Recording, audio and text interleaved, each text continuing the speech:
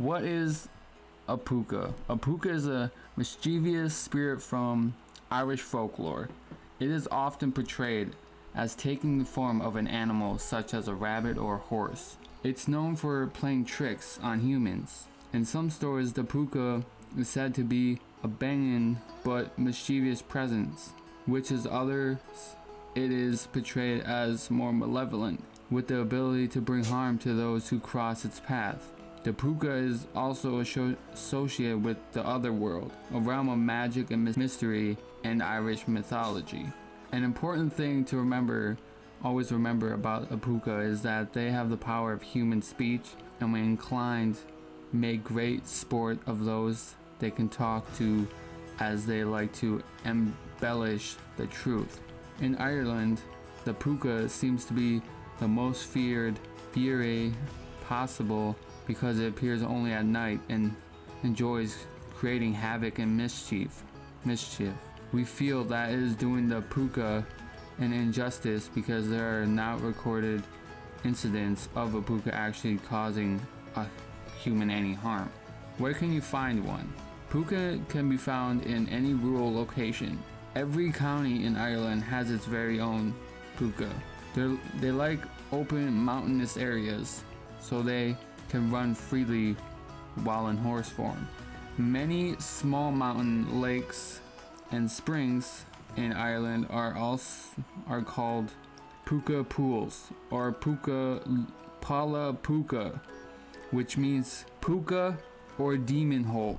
Some of these are found at the source of major Irish rivers such as the Liffey that runs through Dublin City, or the River Bann, which is the longest river in the north of Ireland that runs through the town of Coleraine.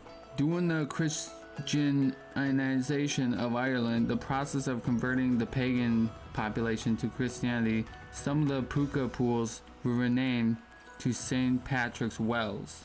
Puca superstition and Irish customs. There are a lot of superstitions and customs about Pucas that are very observed in Ireland. Superstitions vary depending on which region you happen to find yourself in. Although there seems to be common ground when you talk about a Puca, some of the stories are alike and just differ on minor details. The drunken horse ride home. When a Puca is in horse form, he tends to have fun by inviting a rider to jump on his back. This usually happens when the rider has had a little too much to drink and is making his weary way home from the pub, thus starting the wildest trip the rider will ever know. From the Puca's love to terrify the riders with its great prowess, jumping over hedges and rocks and making death-defying leaps.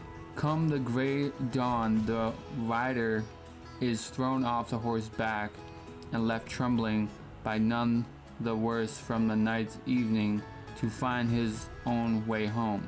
This is maybe where the reputation slips a bit, as while on a wild night out like this, they do tend to run through crop fields and knock down fences without caring.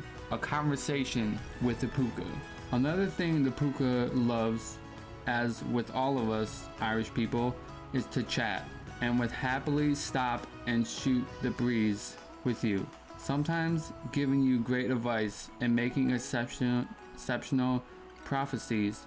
In some rural areas, you will see that will have a bench on the right side of the road, and the gatepost on the right will be smooth, whereas on the left there will be a rockery or some sort of uncomfortable mounts.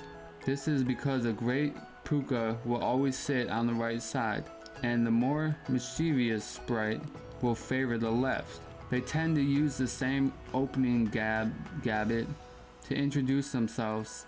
It will be something like this. You are new here, I think. Many years ago, I used to live in this house. One of his favorite topics is how the family lost its fortune or was swaddled out of their money and land. The odd thing about conversation with a Puca is that you may have sat and chatted to him for an hour, but suddenly he disappears without saying goodbye. They never say goodbye. You will be left wondering if the past hour was real. They'll never leave any signs they were there. The Puca's share. Many associated with Samhain, October 30th, 1st, and November 1st is considered Puca's Day.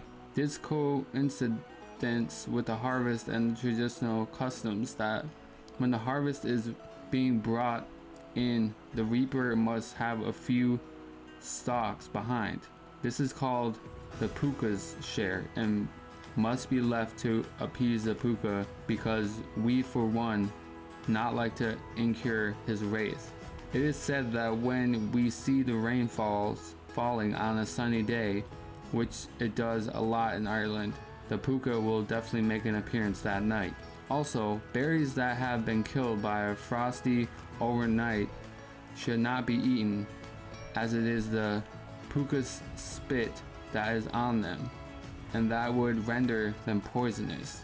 Puca in modern popular culture. The Puca in all its shapes and forms has made it into many books and films. One of the most famous is Harvey, the 6-foot white rabbit from the play by Mary Chase, immortalized in a film by Jim Stewart, or the famous scene in Darby O'Grill and the Little People when the Puca scares Darby into falling down the well and he first meets King Brian of the Leprechauns.